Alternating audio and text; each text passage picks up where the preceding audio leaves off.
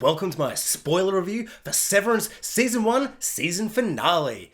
And just like that, the Season 1 of Severance is over, and it's been an amazing season of TV, and this finale was no different to the rest of the season. It was a really, really great finale. We had reveals and revelations, and it was just generally another thrilling, tense, sometimes funny, but just captivating episode of TV. The only thing that I would say on like a little bit of a negative, but you know, when you really kind of think about it, it's more of like a positive in the long run. But when it ended, when it was all like, and it kind of snapped them all back into their outies, and then it cut to black, I was just like, okay, that makes sense, you know, one full episode of the innies and the outies world, and you know, episode 8 finished with them snapping into it, so it makes sense to finish the episode snapping out. But knowing that I've got to wait another whole year to see what happens, I just felt a little bit disappointed, a little bit kind of like, maybe if this was 10 episodes and we could have got the aftermath of this next week, I would just be like, oh, what a cliffhanger. I cannot wait. And it is an amazing cliffhanger. It's you know, it sets you up for anticipation and excitement and, you know, to hold you over for a year. But just because I want all my content now, I want my Severance content up in my veins right now, I was a little bit disappointed just because I was like, god damn. Because there was, you know, reveals and revelations and, you know, things were kind of, you know, further kind of explained. But there is still so much up in the air. There is still so much we don't know. And I kind of felt like maybe, I think at the start of the episode, I kind of thought maybe more was going to be revealed to us. More was kind of going to be, you know, cleared in our minds, like certain things would kind of be like explained in a way where now I'd be like, oh, I understand so much more about the world of Severance. Whereas this episode kind of focuses quite heavily on the characters, and it has been kind of, you know, the plus side, like the biggest strength of this show the whole time is you've got a big world of mysteries and secrets and big or shady organizations, but it's been very focused on the characters, and that's the stuff that's really, really worked. And that really is one of the best things about the show. Like it never kind of rushes anything. It kind of takes its time. It lets the characters sink and like sit in situations and let them kind of, you know, deal with it and ponder it in like a timely fashion. Like nothing ever feels like, you know, like when Helly arrives in and she's all having drinks with everyone. Everyone's like, hey, Helly, more like Helen Egan, which is the biggest at the first and the biggest reveal of the episode and kind of the whole season that we've kind of been building up. Who's Helly? What's her outie like? Why is her outie such a piece of shit? Because she's an Egan. Finally, we get the big reveal. So she's not on the board, which I kind of had locked off. Like I ticked that box. Like she's definitely on the board. But no, she is an Egan. She's like the youngest Egan, the newest Egan. And so to trick the public and to make them all think that Severance is A-okay and super, super cool, she has got severed. To do it for her father. We don't get any of outie Helly in this episode, so we don't know the exact reasons. And so all we get is what we see on the videos in that art exhibition kind of thing where it's like, Helly, a severed story, which was the highlight of the episode for me. It was so crazy and terrifying to see this art exhibition, fancy pants kind of thing, and there's just all these photos from them in the severed workplace, and she's like, hey, and you get all the happy moments of Helly smiling and being all cool, but of course, you know, there's no images of her trying to kill herself or being like, you know, locked in the break room and tortured or any of that stuff, so it kind of paints this really horrific, fake picture, and it does really remind me of like people getting like, everyone get together at work and appreciate a mate day. And you have all like stupid banners, everyone being like, we're all better together. We're all a happy team here. And you're like, everyone get together, take a photo. And everyone's like, oh. All right, you've got the photo, yep.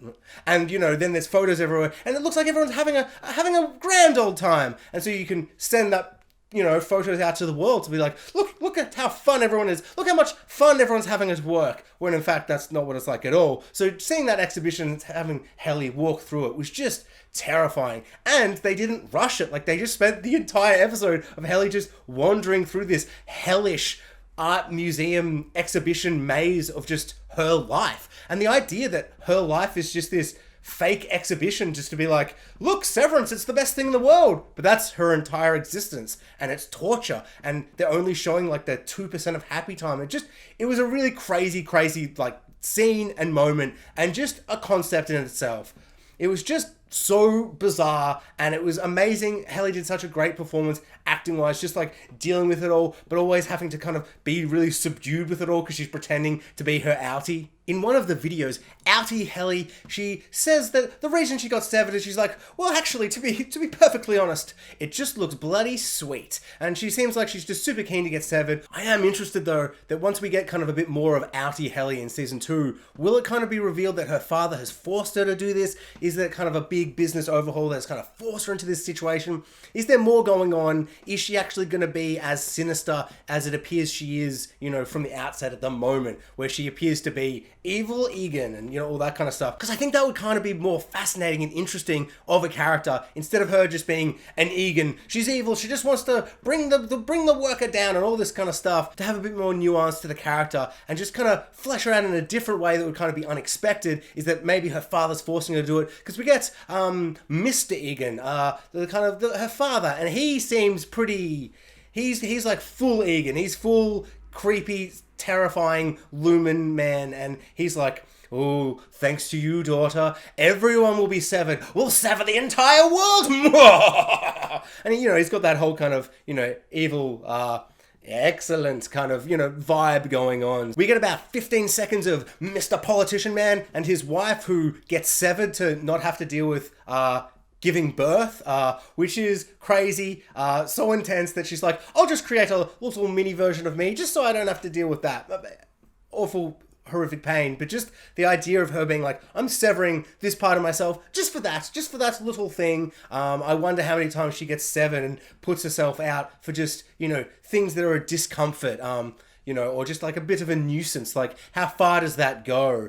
Which is kind of, would be really kind of a terrifying kind of overuse of the Severance. But we get a little bit of them, and we do get the reveal that she's like, I get severed sometimes and it's bloody great, as if they're going to outlaw Severance. I kind of was hoping a little bit more of them, but, you know, all of these little things like, oh, I just want more, I just want a little bit more. Well, there's going to be a season 2, Jax. So shut up and, you know, appreciate what you get for now. And so for the whole episode, Helly is like, oh no, I've got to do a speech. And everyone's like, you're going to do a speech. I can't wait for the speech. It's going to be the most amazing speech ever. You're going to make everyone want to get severed in the entire world. And the whole episode, she's like, oh no, I'm not good at doing public speeches, yet alone doing a public speech where I don't know what I'm meant to say. But of course, she's going to say the opposite of what Outie Helly is going to say. And she's going to be like, I'm going to bust this whole thing wide open. And throughout that whole last 5 minutes where she's getting ready to get up on stage and we're cutting between everyone and it's building and building, and Dylan's there just holding the things, but like, I'm holding them, and Milchak's cutting through the thing and it's all building. I just kept thinking, oh no,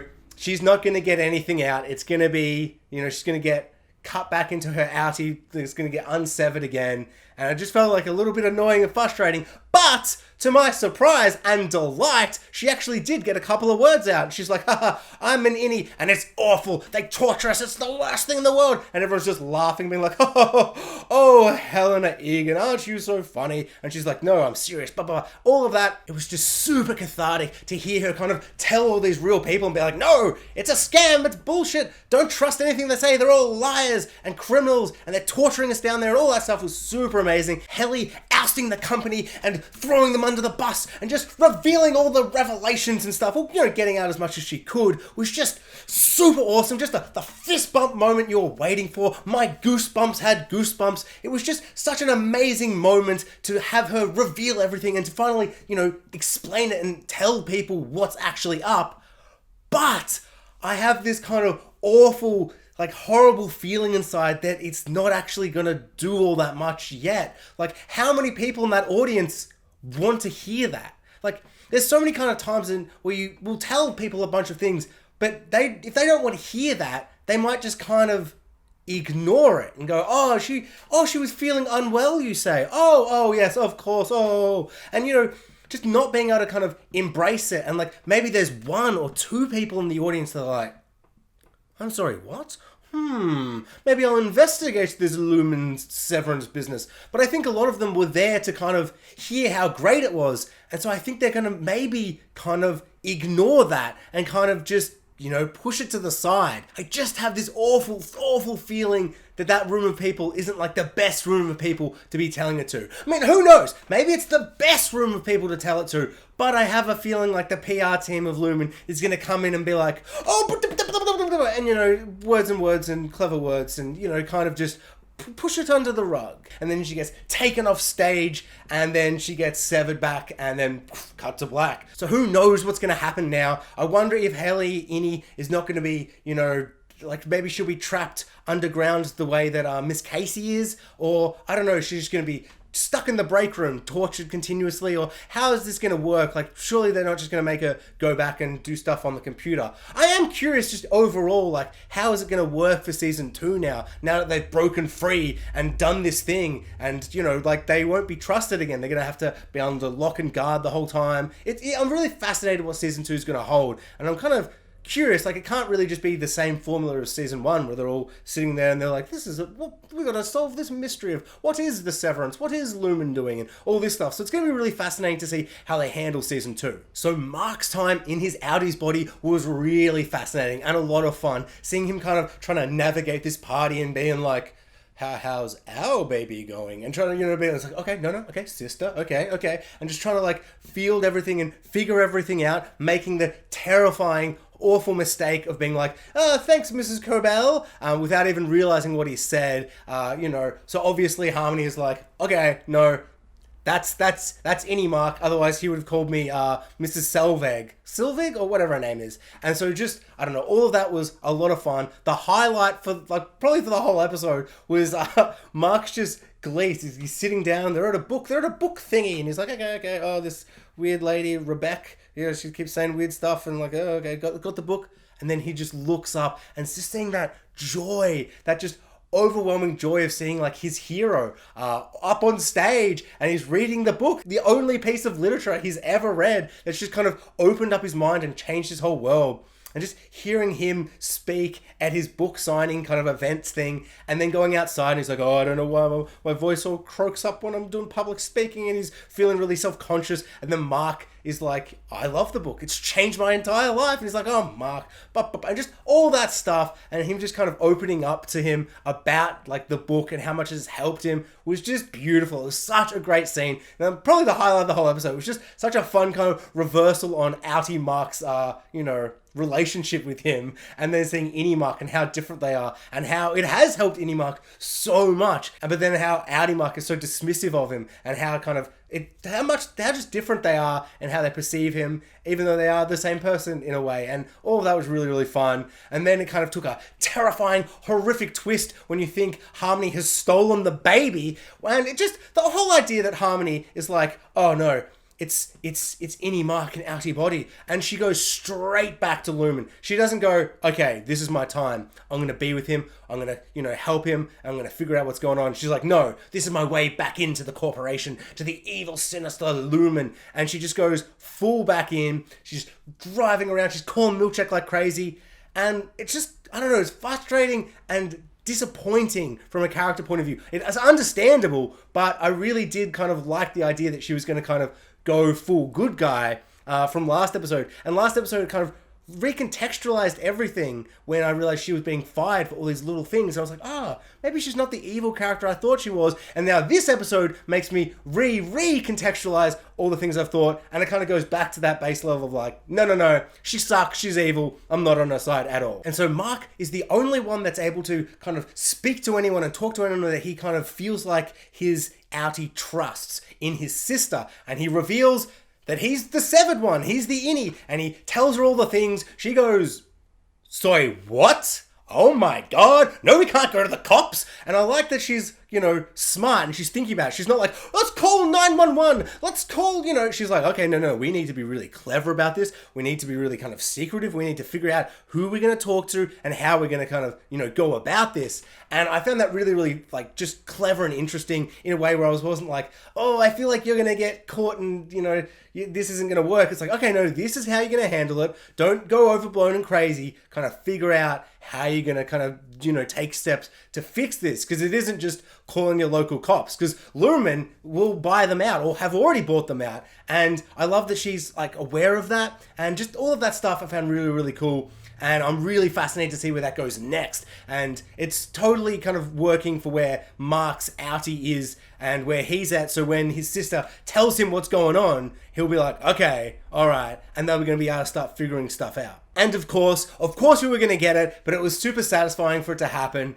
Innie Mark sees a photo of his wife and realizes it's Miss Casey, and his final moments of the season before he severs back out is he's running through the house screaming, "She's alive!" And so hopefully Devon heard it and understands. It'll be really frustrating if season 2 starts and she's like, "Sorry, I just missed that last word you said. What was that? Were you saying something about it's a what?" That would be really annoying and frustrating. So hopefully she figures that out, and then her and Outie Mark can start teaming up to take down Lumen, save Miss Casey, and all the things. So super excited for where all this is gonna kind of head off for season 2.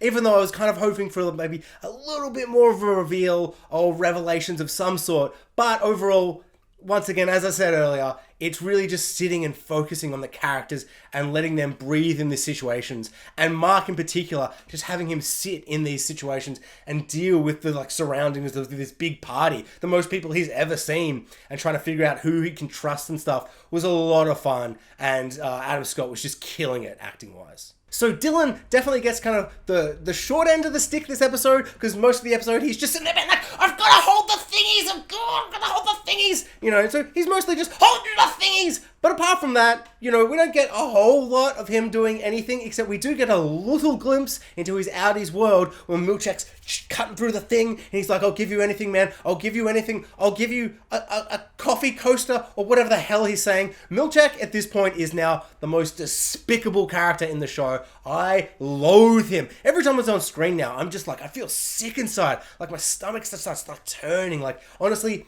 I just despise him. Everything about his character, the way he's like, "Ha ha ha ha.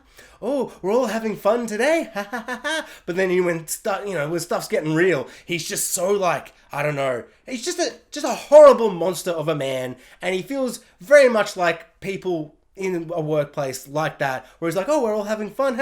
Oh, wait, you did one thing out of London. I'll kill you. I'll murder you and your whole family." And he's just got this vibe about him that's just despicable. And the way he's like, "Oh, I'll give you a little present if you stop doing the wrong thing and ruining everything that's related to me, even though I don't really care about you." And he tries to trick Dylan by being like, "Oh, you want to know more about your kid? We've got 2 more. I'll tell you their names. I'll do this, I'll do that." And he's trying to please him in this really transparent, awful way. I love that Dylan doesn't give in to that moment. He just holds the thingies and, doesn't give in, which is really satisfying.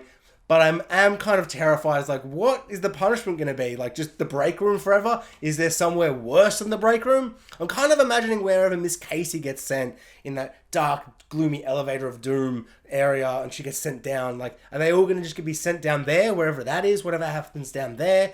Yeah, because I'm really fascinated just overall, what are all the characters gonna go through next season? How are they going to be able to just go back to doing their jobs? Is it going to be kind of punishment of, "Oh, we'll hurt your outies, we'll hurt your kids, Dylan," or I don't know. I'll be curious to see where they kind of handle next season, because at this point it really can't just do what it did this season, but more. So Irving's experience in his outies world, in his body, it was kind of fascinating, but not confusing, but it did raise more questions than it kind of answered. We see him kind of, wake up and he's just filled with the room of paintings, just all paintings of the same thing, that gothic nightmare painting of the elevator room. And it's just, I don't know, just seeing that again, it just really kind of raises that question once again, why is he just obsessively painting this room? Does Innie Irving know what that room looks like that leads into the elevator down into the below depths of wherever it is?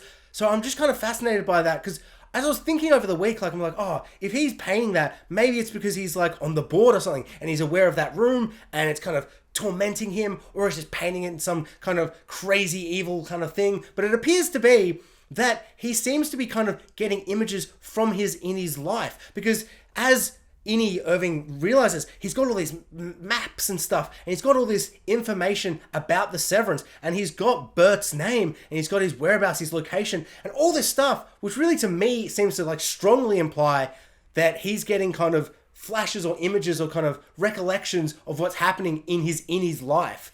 And so maybe it's bleeding over into his life. Maybe that's what the black sludge is that bleeding over of like consciousness that's not meant to be happening if the severance chip was working properly. So I think that's what it kind of is. That's what I'm kind of going at. Or the black sludge in his dreams must be some kind of perverse, representation of the subconscious kind of bleeding into each other. Because that's what it seemed to be. It seemed to be he was getting kind of inclinations or memories that he wasn't able to piece together properly. But he's got all this information and he goes to see Bert. And we see Bert again and you see him and he's just wandering around his house and it's great to see him again. And then we get the horrible, kind of inevitable, that horrible realization that he's got like another lover, like a husband. And just seeing John Turturro's acting in that moment, just that kind of devastation, that heartbreak was just such a gut punch. And it was so good that like Helly and Mark, their whole thing was like, oh, we're out. We've got to figure out. We've got to destroy Severance. We've got to destroy Lumen, all this stuff. And he was just like, I've got to get to Bert. I've got to find my one true love. And it was just so beautiful and heartwarming. And then it just ends with this kind of gut punch. And it's just so devastating. And then he's kind of overwhelmed by the emotion that even though he knows he's got like his partner there, he's like, no, I've got to go. And he's banging on the door and he's screaming Bert's name. But of course, before Bert can open the door and see him, and maybe he doesn't remember him, maybe he does, we don't know, he unsevers and he gets locked back into his outies point of view and the season ends. So we don't see where that ends up. I have to imagine he's just going to be there. Bert will open the door and be like, who the hell are you? And Irving will just be like, I'm sorry, I have no idea why I'm here.